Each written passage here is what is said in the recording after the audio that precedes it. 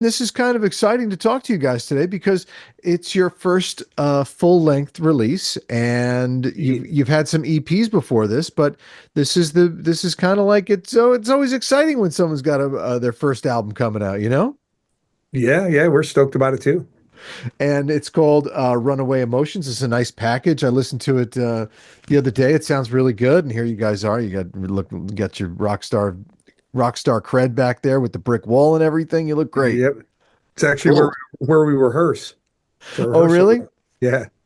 It helps you get into the vibe to be in that cool space. So why don't we start by just telling the audience a little bit about your backstory and tell us about those two EPs and we're just talk about the process of putting together this first album that you've just recently released in 2025. One of the first albums of 2025, in fact, in January, right? Yeah, had to get right on it. You want to go first, Mark? I don't You know. Go ahead, take it away. okay. Yeah, so I mean, yeah, first full-length record. We're stoked about it. It came about really through the pandemic because we had done our first couple of EPs and then we couldn't go tour. The first one was out before the pandemic, the Doomsday Noises, and everyone asked how'd you get this record out so fast on all these subjects? It's like, no, we wrote and recorded this before it just ended up. We could see some things coming, and not the pandemic itself, but just a lot of things that went on. And it was very timely. Then we were Right. working on the second one, and then we couldn't go anywhere, so we shelved it, released it, but we didn't tour on it. And then we just started writing, and that's what ended up becoming this album. Went through a bunch of stuff. We acquired Mark along the way, came in and played great on this record, and has been our guy ever since. And so a lot of new chapters with it, new record, little change in the lineup, and we're feeling really good about the band now. Cool. And Mark, how long have you guys been together as this unit? Well, like he was saying, I didn't play on the first one or two albums. So it was a different drummer named Dave Cruson, who we all love. I guess as the pandemic was kind of simmering down, I just got a random phone call from Peter, our singer, and he just got my number from this producer named John Fields. I'm probably going to 2022 area of time. Okay. So I'm the newest guy in the band, but and the timing was just perfect because I wasn't busy at the time because I wasn't playing any other bands or touring at the time. And he said, "Hey, do you want to come to Santa Monica to our studio and just play with us?" Because our drummer just left, which was this guy Dave Cruz, and I was saying, and I was like, "Sure, let's do it." And then it just kind of one session led to two sessions to three, and we were pretty much making this album that you just holding up, which is the first one that I'm on. And I guess definitely the first one with this lineup that includes me, but there's some great music that I dove into when I was learning the set for live that I didn't record that was made before I was joined the band. Maybe one or two records. Adam, is that right? Yeah, Doomsday? we did two full EPs, and we were called Yeah. something else a little before that too. Yeah. There was a lot going on before I came to the fold, but this album is the first appearance that I make with these guys, and kind of the first time Adam and I even met. I mean, we may have known of each other, but we didn't really play Yeah. together much. So yeah, that's how I ended up in. So I'm kind of the real new guy in the big picture, you know. You're the new guy. You're the new guy. Well, it's interesting. You guys all have such an interesting background, musical backgrounds and history. Adam, of course, were in Candlebox, and you've got a long time working with them. And Yeah. Mark, you played with Peter Murphy from Bauhaus and Adam Ant, and a lot of other interesting things. So maybe you could just talk a little bit about your experiences outside of the band and maybe how they kind of influence what you're doing together, or maybe they don't influence it at all. Well, Yeah, go yeah, ahead. go ahead. No, go ahead, Mark. Oh, you want me to go? Okay. Yeah, go ahead. Um, well, I'm I gonna let you believe guys fight it out. I'm gonna let you Yeah, guys fight it out when it's no, time to no. answer. Adam's a better speaker than me, so I'm always going to go to him. I don't know about that. I believe that every musical experience you have in your entire life always influences you for the rest of your life, especially if it's a good one. You're playing with good musicians and you're absorbing it. I could say as a drummer, every band I've ever been in and every session I even have done or producer I've worked with, you learn something and you take it with you, or not, or it doesn't do anything for you. But at this point, for me, the people you mentioned I played with and some of the bands I played with really shaped the way I play and the way I see music. Playing with Peter Murphy had a huge impact on me. I learned every one of his songs to play with him, which was many, many years of playing. Right. So that kind of creeps its way into your taste and your DNA. So, and that will go on forever. Playing with Adam has influenced my outlook. Some of the things that I'll take on forever if I'm ever in another band, and it kind of just becomes a part of you, those experiences. So that's how I build. So the answer is yes, it does. At this point with me in the band, I have no doubt that if I make a suggestion about a song or an arrangement, or some of it's, whether it's conscious or unconscious, I think is definitely, it can be taken from an inspiration of something that maybe I got from somewhere or from somebody or a song I learned or something, so yeah, so it does creep into, and it could be super subtle, or not, it depends. It depends on what the idea is and what you're putting out there. But so yeah, I think that was your question, right? Like, Yeah, yeah. Yeah, absolutely. Yeah. And how about you, Adam? How do you sort of take those experiences from some of the other projects you've been involved in? Of course, as I mentioned, Candlebox, and how does it sort of relate to what you're doing with this group? Well, as Mark said, it all fits in. Everything you do, you bring it all in. And certainly I've been very fortunate as well to have some great experiences and work with some great musicians and do stuff. But the good thing is, and I think the bigger thing is, rather than specifically for things, is that we've all done this for all. We've all been in bands, we've toured, we've done session work. So we all have this. So more to me, it's more a thing of when we're working on something and we go to reach into that bag of tricks that we each have to find something new, to get unstuck from a situation, to say, hey, have we gotten the most out of this song or the part? We all have a lot of influences. Right. And the other nice thing is, usually when we're working on a song, unless the song has got a problem, we're sticking around, we really have a lot to say to each other, as far as like, we don't get into each other's parts, because we all know that each person is a great musician. That's why we're all working together. If we didn't feed off each other and we weren't all able as individuals to contribute, the thing would fall apart. We wouldn't be able to move forward. So we move really fast, and we let each person put their own influence in there. And then the judgment is, as a group, do we like this or do we not like this? So we tend to be very we're not precious with things. We don't take things personal. It's just, is this song or this part doing what we want? And if it's not, then let's try 12 new things until we inspire something that we go, okay, now we like this. Now this is good. Now we're excited about it. So those influencers are there. And yeah, it everything. I've certainly Candlebox, playing 20 years, working with them and with Kevin, I've learned a ton of stuff in that. But everything is a learning experience if you go into it with the right headspace. Yeah, well, it's interesting you just mentioned too that you guys both have, and I would imagine with the other members in the band, you've all got a little bit of experience there, so you can sort of depersonalize some of the process of recording and performing, and you understand the act, you understand the job of being in this band, Right. rather than it's like a bunch of kids that end up driving each other crazy. So would you say that there's a maturity there that comes with the package of you guys working together?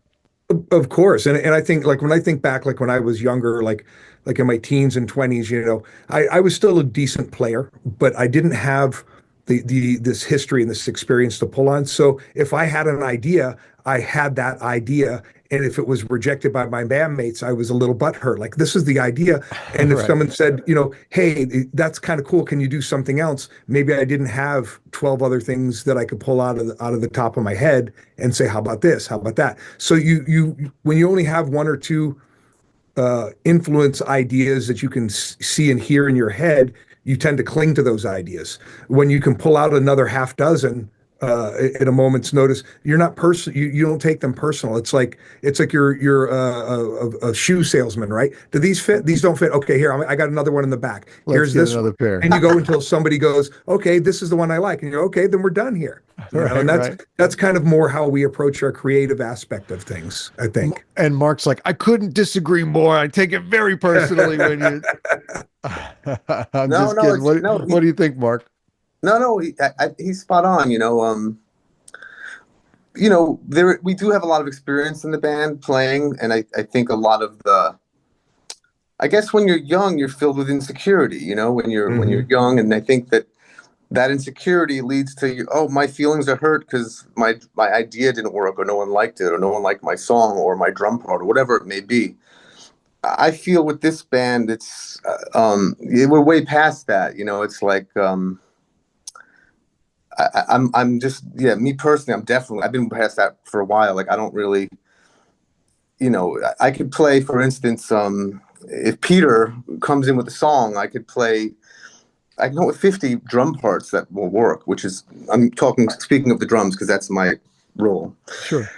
So if the first one is like, oh, that's not happening, let's try it this way or try it that way. It's totally fine with me. Like, I don't have, there's not at all, not even a 1% of my feelings being hurt, because it's about the whole collective sound of the band, and everyone, I trust everybody enough to be like, oh, if it wasn't working, or hey, or maybe what I played sparked Adam to say, do what you're doing, but add this one thing there, or go to the ride, whatever the case is. You alter what the seed of the idea, and then it gets altered, and then it becomes a collaboration, and you pass the ball back and forth, and then you arrive at a place that you never would have imagined. Like, I could see that's happened quite a few times. So I don't think we have an issue with, I think that's how we work together, and there's no ego really at all, really, Right.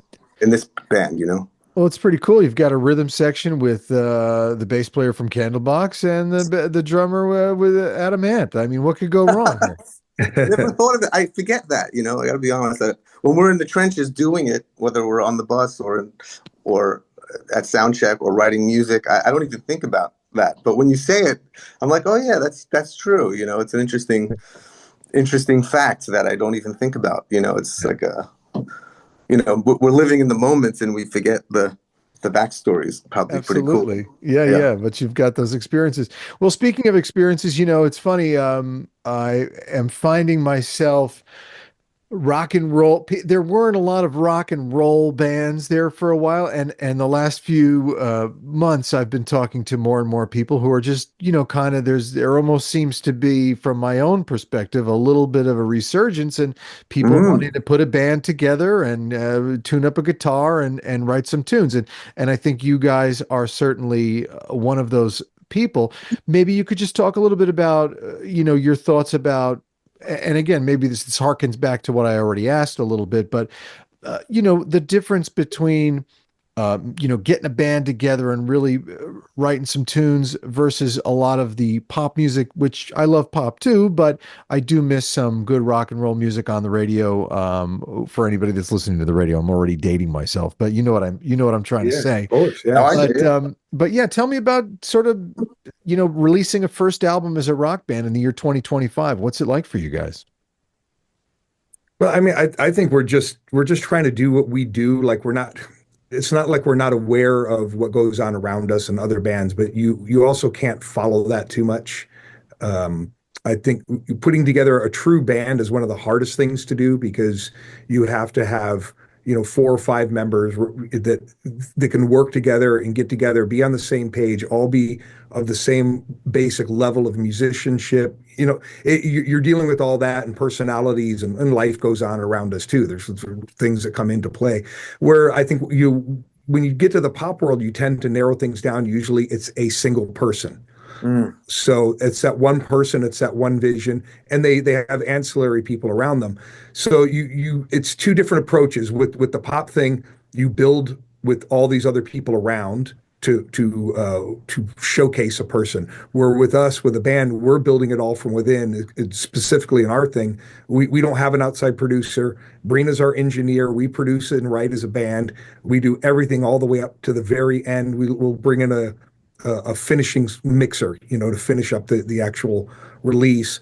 So Sure. we can repeat what we do over and over. Where I think when you get into the pop world, if you're relying on outside producers and you've had this big hit and with this writing team and this producer, you kind of have to go back to them, or it changes. Or I feel like when you rely too much on outside people, you don't own your creativity as much as I think we do in this situation, which I kind of like. It's not a right or wrong thing. It's just a different way, a different approach. And I mean, when it comes down to pop music and things that are going to be, as they say, radio songs, radio hits, or whatever, to do pop in a really deep, meaningful way is difficult. Usually, pop is quick and easy and disposable, Bic lighters of the music world, right? So the bands that can work in a pop and world and last and have longevity, that's a real trick to do. It's easy to write a pop song. It's hard to write something that's good that's deep and lasts. Which is why people still talk about the Beatles all these years later. They were able to do that. Yeah. Absolutely. What do you think about rock and roll in 2025, Mark? Oh, well, I am aware of, I agree with you. I've noticed in the last it kind of just crept up on me a little bit. Like, and I know some of the guys, like this band Dirty Honey. I don't know if you're aware of that band. No. They're like one of those newer rock bands that are out there and they've gotten pop. They're like in that crop of newer bands. And I know that the singer is a friend of mine, and they've been having success. And then there's Greta Van Fleet and Rival Sons, and there's a whole host of them, and I think it's great. I'm like, this is great, because I remember, in the 2007, 8, 9, 10 area, I'd watch the Grammys, for instance, and they'd be like no rock band it would be all pop artists, Right. or dancers with backing tracks and no live bands, and I was like, and then it would just spark conversations with musician friends of mine, like what's happening, because throughout my life, there was always rock bands happening, and you had MTV too, Sure. back in the day. That was, there were always new rock bands coming out and new trends, whether it was grunge or whether it was heavy metal or whether it was rock and roll or punk rock. There was always things happening in the under the umbrella of what you might call rock band oriented music. And some of it was great, and then there was Radiohead, and you had all different genres and subgenres. And then when we got into the 2005 mark, I believe, somewhere in there, like it all kind of stopped. And then you'd watch, the Grammys, like I was saying, just for instance, and where there used to be lots of rock bands and lots of live music that I grew up with, I would be like, there's not one. Or maybe they would talk about the Foo Fighters for many years as like the only, rock band. Like they were like, hey, let's talk about a rock band. Oh, the Foo Fighters, let's talk about them, because that equals rock to, Now, I don't know why that happened. However, I think it's cool. I agree with the last. I don't know where to put the marker on it, but maybe the last 5 years or so, I have noticed a lot of these bands that I'm starting to see, and the shows, people are going to shows again, and maybe it will come back, and that would be great. But I never reacted to it as it relates to us. Kevin could, not Kevin, I'm sorry, Adam could weigh in on this. I think he'll agree with me. I think we would be doing this band whether there was a trend of rock bands happening now or not. I don't think that we feel like we're doing this to be part of a current scene or as an opportunity because there's rock bands are popular. I think the band started even before I joined as a band that wanted to do this regardless. And it just so happens that the timing happens to be good in terms of opportunity or what the audiences out there want to see, which I think is great. So I think it's cool. It's cool. I love seeing, like, I was waiting for it to happen. Yeah. Like, when will bands come back? When will that whole thing come around again and become a popular thing that it always was in my childhood and growing up, Will people want to figure out how to play these instruments even though they can do it with AI? Will anybody want to woodshed and Yeah. figure out how to play the bass and drum? It's a good question. It's hard to people of our age. We think, well, of course it's romantic, it's fun, but maybe to younger people, it is a curious question. Will they see the value in really learning to play that instrument with their fingers? Yeah. And it takes a lot of work and discipline to do it. Yeah, And yeah, you're right. And it's also other forms of technology like people could make, which lends itself to why I think pop music has really pop and hip hop and has really become the focal point is because of technology. Like you could make a really great sounding pop album on a laptop in your living room and just find a girl that could sing and be, and write decent songs. And that's all you need. You can work technology with home studios and the ability to just sit there with your laptop and make music and have it be professional sounding when people would buy it. That didn't exist, previously in the 90s, the 80s, the 70s. If you wanted to make music, you had to go to a studio and get musicians, and people had to learn the songs and play them live and record them, which did lend itself to kids being inspired to like want to know how to play, because if you didn't know how to play an instrument, you couldn't be involved at all. Where now a kid could not have to know how to play an instrument, but have a laptop with the right software and he could make music still. right. And I've always wondered if that's going to be the future of that kid that would not normally want to really be great at guitar. He might just be like, oh, I'll just program it or use MIDI or, to make my music. And it's already, I think it's happened. A lot of music is made, and most music, you turn the radio on, I think is made in a laptop somewhere, in someone's bedroom, Yeah, there's probably a step somewhere. Yeah. Yeah, so technology affects all of this as well, as far as, the kids wanting to learn to play a real instrument or not. Yeah. Adam, were you going to say something there? Well, I was just kind of following along and agreeing with what Marc's saying. And there's also different things that come out with it. I think the one thing with the technology, and again, none of it's necessarily in and of itself good or bad, but you just get big differences when you're playing an instrument and when you're working in a group situation, you have to get together with other people. And if you're sitting in your room with your laptop, you can do it all by yourself, and it's a very isolating experience. It can be also very cathartic to get your things out in your way, so there's no right or wrong way. But it's a very different experience sitting by yourself working on something versus getting together with other musicians and friends. It's a total. Oh yeah. Thing. Well, it's the It goes back to what I said earlier in this interview. Like I'll come up with an idea, and then the other two guys will say, "That's great, but let's try it that way." Right. And then over the course of an hour, because we're in real time with each other in the room, in person, kind of the way music was supposed to be made. And music was always a social experience. If you go back to centuries, I believe it was always meant to be communal. So it is a little odd that we've gone against that with technology. But I do think nothing will replace that. Like Peter coming in with a song or singer, and we all chime in, and then we all discuss maybe, hey, try it this way or change this. And you're doing it in real time. It's like you're kind of molding a piece of clay together. Sure. And that's kind of what you can't possibly do that as one person behind a laptop. You could make a cookie cutter sounding Katy Perry pop song that 13-year-olds will like probably, and that you'll see on like the Nickelodeon channel.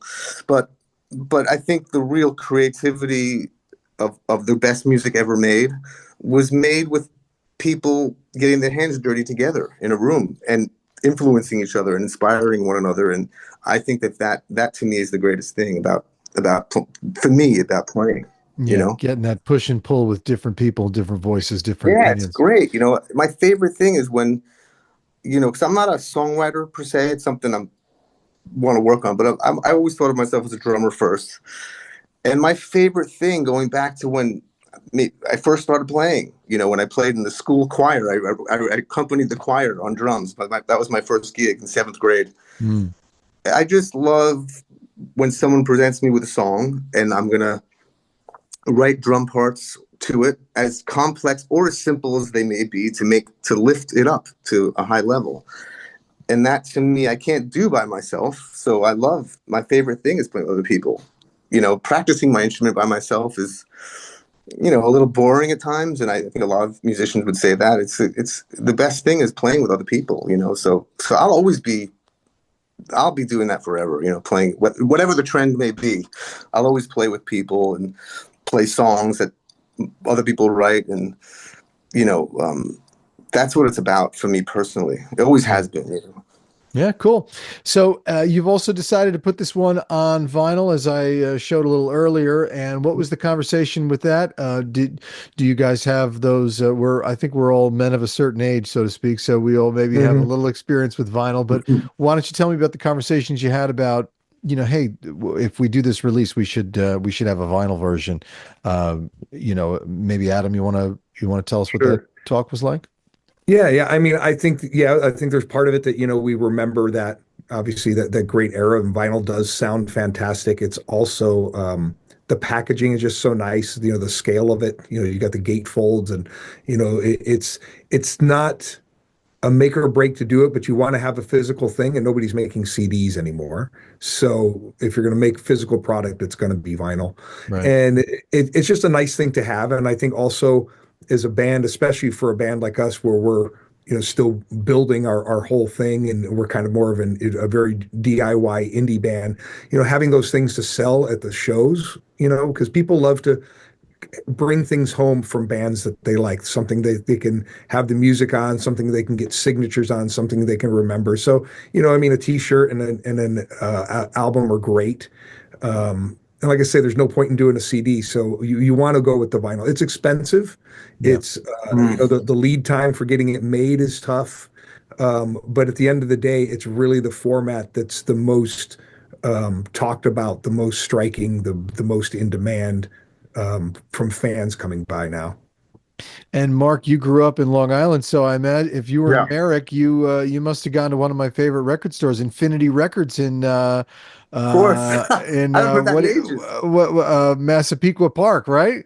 Yeah, I've been to Infinity Records. Was it Massapequa Park? Yeah, I think so. Yeah, I've definitely been to that. My mom took me there as a kid, for sure. yeah. There was another really small record store, tiny, that I would go to, which was very close to my house, because Massapequa Park wasn't super close. Yeah, you have But to I drive, could you got to walk. go down Sunrise Highway for a while. Yeah, exactly, by the Sunrise Mall, I believe. But there was a record store called Island Records. Not the record company, not to be confused with that, just Island Records, and that was the record store I could walk to. And it was small. Well, that And I was the remember, one by Oceanside. It closed now. It was a little shop. I know that one too. yeah. I my memory, and I have a lot of memories, but the one that stands out was when Michael Jackson's Thriller came out. Mm.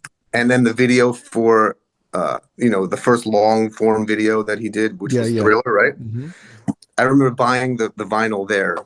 And it was like, I had a paper route. I saved my money on my paper route to buy this album. My mother, was like, you'll buy it yourself. But yeah, I remember all that. That was great memories, That's funny. Talk to me a little bit about, both of you, just a little bit about your influences. What did you listen to growing up? Again, just to sort of tie it into this vinyl conversation, or just this rock and roll conversation, because I imagine that you both loved some really cool rock bands. Maybe something that's outside of the norm. I'm sure you love the heavy hitters too, but what might surprise people that you really loved listening to that has influenced your musicianship today? It's Adam's turn. Oh, it's my turn. Well, all kinds of things. I mean, honestly, one of the biggest things I just absorbed from what was around me, and my dad was a huge music fan, audiophile guy.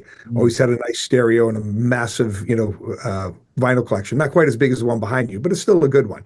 And he was all over the chart as far as what his style choices he liked. I mean, I got a great love of the Beatles as a kid, but he also had a ton of classical and jazz, and just he was just a really great music fan. So I think I absorbed a lot of things there that I don't even know if I would be conscious of it if I tried to think of it now. Right. I just did one of these rock fantasy camps, and Jeff Skunk Baxter was one of the guys. So he was a guest on the show a few years ago. He's great. What a character, man. That guy's got an interesting story.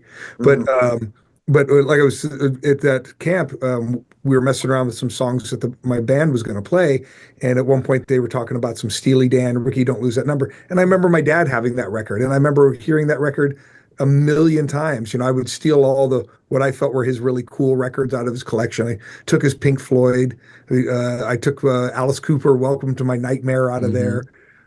So he had a lot of great stuff. So I think a lot of my influences weren't even before it was before I was even playing. I think I was Mm, already building that catalog. And then obviously once you start picking up an instrument and hacking away at it and you're terrible but you have these goals. I mean, obviously as a bass player, I mean, you got your Geddy Lee and Rush and stuff like that. But Right.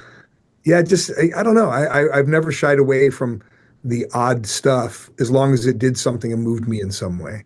And weirdly, you're in a band that I think those original Candlebox pressings that came out, when the band first hit, they're probably very, very valuable now. Although you must be seeing, they must be reissuing that stuff. Oh yeah. Yeah. So, but those things are probably not easy to get your hands on. Well, the original ones are probably tough to do, but yeah, I think they've done a whole box set of a whole career retrospective, and yeah, and that's the kind of stuff fans want. They want the vinyl, the box set. I don't even know if they're making a CD box set. I doubt there anyone would buy those things at all anymore. But the vinyl is it's made a decent comeback. It'll never be what it was, but it's really come back, and it's even trendy among the kids and stuff like. My daughter gets vinyl records and she's got a player and sometimes she'll play them, but mostly they go in frames up on the wall and she can Right. change them out and put her influences up there. It's that's it's cool. it's interesting how they take it in a completely different way because they came in at a different time in the process and the story. So Right. one thing I was actually going to say though on the vinyl thing when you're talking about talking about the indie stores, the other nice thing about making vinyl is you support the indie stores that are still around here. Because I mean that's they sell buy and sell used CDs and stuff, but like I said, nobody's really making a ton of CDs. But the vinyl is stuff that Record Store Day and these indies can get into, and you can support those with all that kind of stuff. Yeah. It looks like I We think lost Mark Mark there. Mark just ditched us. He must have hit. I'll bet you he's gonna come Yeah, back in a minute. we'll see him in a second, I'm It's sure. just coming back in.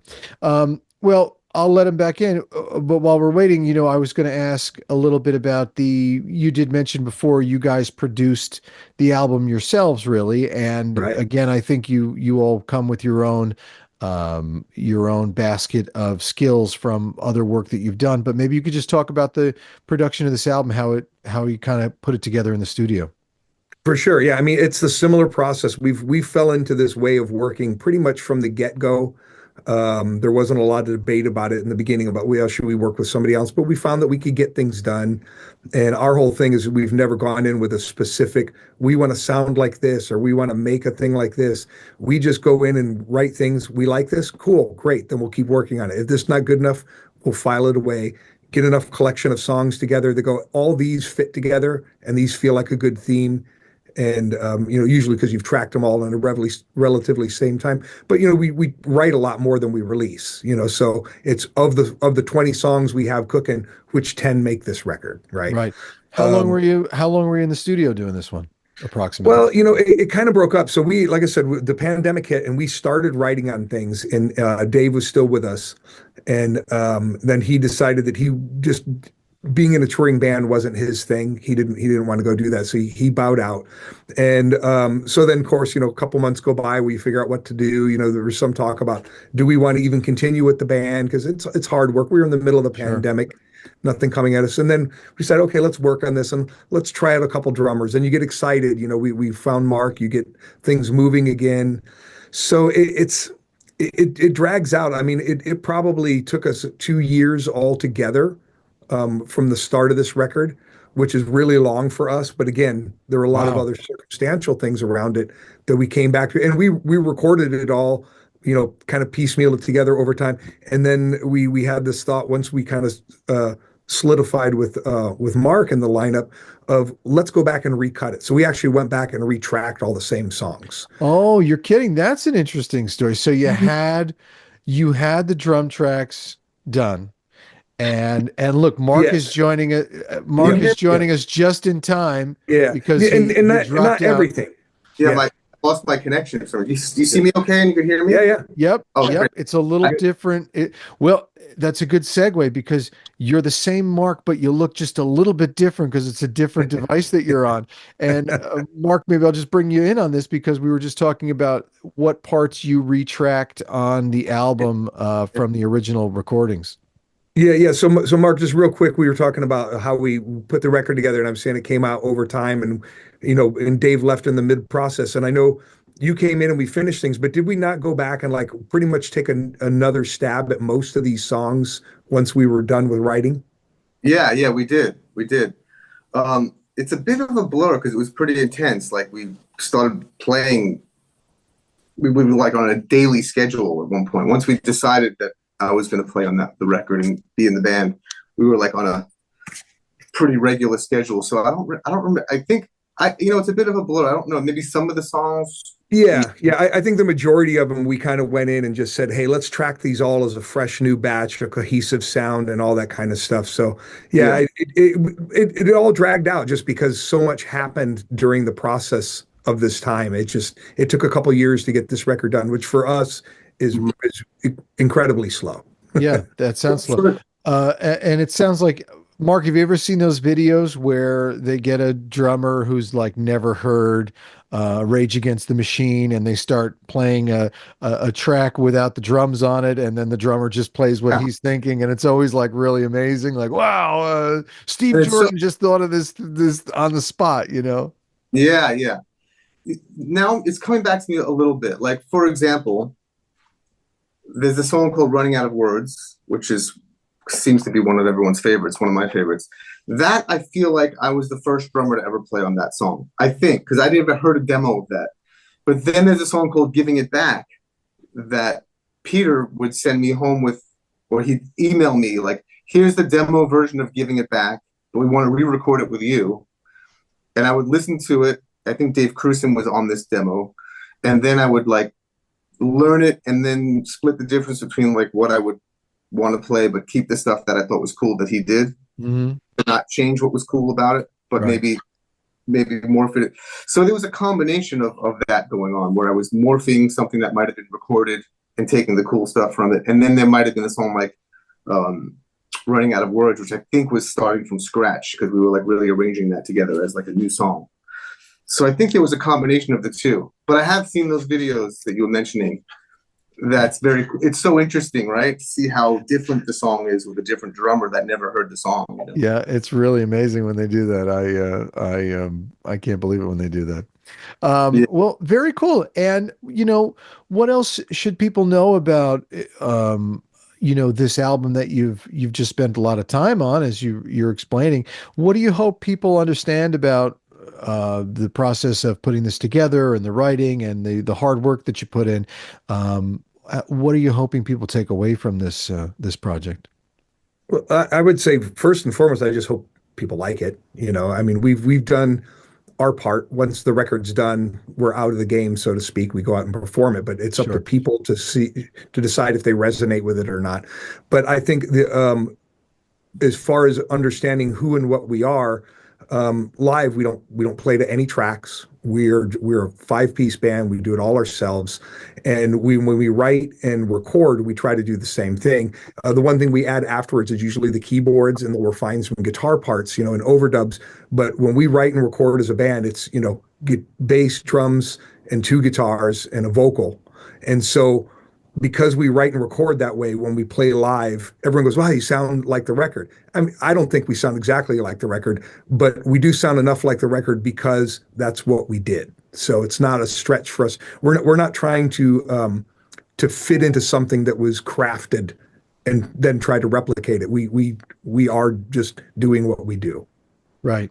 Right. What about you, Mark? When you look at it, what are you hoping people, and maybe it's a song, or maybe it's a vibe, maybe it's a philosophy of the album, or a thought or feeling? What is there something you're hoping people take away from listening to this music? It's such a good question because I was thinking about how I would answer that when Adam was talking, and he answered that so well. Good job, Adam. Good job. We're all really proud of that answer. I'm going to tell you the honest truth about my answer to that, in all honesty. The answer is I don't think about that. Hmm. And that's really the honest truth. When I play on a record and make music, I don't think about you want it to be the best it could be. And the process of making the record is my favorite part about being in a band, and more than touring, more than playing live. I love being in the studio, and I love making songs happen and then documenting them forever. That's such a thrill for me, more than playing live. I mean, live is a moment that comes and goes. It's fun. It's like a party, you know what I mean? But it's not something that I like more than the studio. Right. So while I'm making it, and then when it's done, I really love the whole process. And when it sounds great, it's very rewarding for myself. And I listen to it a million times at the gym, when I'm going for a walk. But I don't think it ever has and does cross my mind like, what do I hope people get from this? Because I feel like, you know, once you make it the best it can be, you put it out there. And I guess if I was to think about it, I had to answer it, I'd be like, yeah, you hope they like it. But if they don't, that's okay too. Because I Right. know it's good. You know, I know it's good. And I know usually when I know something is good, people like it in my past experience. You know, like when I played in the band Splendor, I remember we made that first album. I knew it was good and people liked it. And I also played on records where I was like, this isn't that great. And people didn't like, maybe some people liked it, but it generally wasn't super well received. So I feel like if I know it's good, then it's good enough for me, to put it out there. And if people like it, that's great. But I don't put too much thought into, what they're going to think or what I hope they get out of it. You know what I'm saying? Right. If it changes someone's life, that's fantastic. Hey, did those Splendor records have vinyl pressings? The originals, which were what, late '90s, something like that. Did they release them on vinyl? I have a couple of people that will email me, like people don't strangers. They'll send me a picture of their vinyl on their record player, and they'll be like, "I'm listening to your record right now." I don't have a copy of it. I remember the very first, what did they call them, Adam? Like before an album came out, they made the test pressings or whatever. The first pressings, like when the first time I actually had a hard copy of this very first album. It was 1999, I believe, and it was a cassette. And I have that as a collector's item just for myself in my, just have it because I want to have it. I don't think, and then they stopped. I remember the record label said that they're not going to press those. They're just going to press CDs. Yeah. Interesting. But, I'm looking on Discogs now. It looks like the answer is no. The Halfway Down the Sky had a cassette in Indonesia. There was an Indonesian cassette pressing, so that means there must be, well, I don't know if it was recorded analog or not, but and see, those records came out right at the time when they just stopped doing vinyl. I guess it was sort of like the year or two after they just went, you know what, forget it. I'm just going to do this on CD. But I could have sworn I saw someone sent me a picture. If there is a vinyl that does exist, which I think there might be, maybe someone did it on their own somehow. Who knows? I have seen a couple of vinyls, and it may exist. It may just not be on Discogs either. It may just not be, that's true. cataloged, but it may exist. Yeah.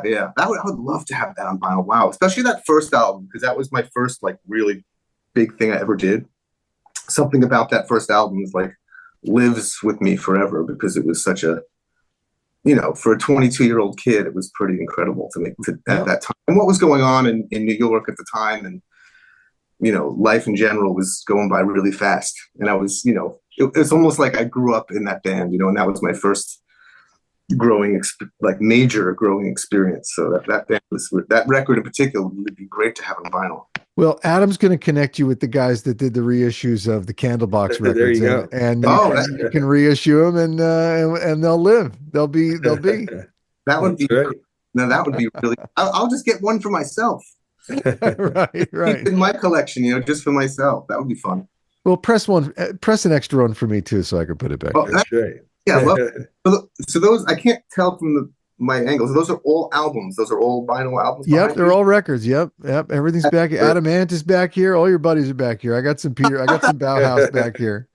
Oh man, I don't have any Candlebox though. I got to get some Candlebox. I'm a child of the '90s. Why don't I? I know I must have had a CD. I had the CDs when I was younger, but I don't have anything on vinyl. But I as I said before, I know those early pressings would be very expensive to track down, but they've been reissued. But yeah. Yep. Well, cool, you So, guys. I really enjoyed this record, and I'm glad I got to talk to you about it. And yeah, me why don't you too. let people know quickly before we leave? I know the record came out in January. We're talking in just gonna be April tomorrow. April, a happy Yep. April Fool's Day. That's But right. what's the thought for the summer? Are we playing, or what's coming next? If people are, and where should people go to find out more? Well, I mean, you can just look, Sons of Silver or Sons of Silver Band will pop up everywhere. We got our website, we're in all the major streaming platforms and this and that. You can find us all over the place. As far as summer tour goes, we've got a lot of talks, a lot of things going. We're going to be doing some dates, but we don't have any that we've actually released yet. I think you'll hear some coming really soon here, like in the next couple of weeks. We might be doing a little run on our own. We've also got a couple of co-bills looking at the summer and even some stuff hopefully off in the fall. So the answer is we're going to stay busy, but we don't have those officially signed and inked yet, so we can't give you those dates yet. All right. Well, obviously check out the website, which is sonsofsilver.com to get all the up-to-date info. And that's it. Well, I wish you guys best of luck with the album, and I thank you very much again for your time today. Oh, it's great to Awesome. meet you. Thank you. I appreciate it.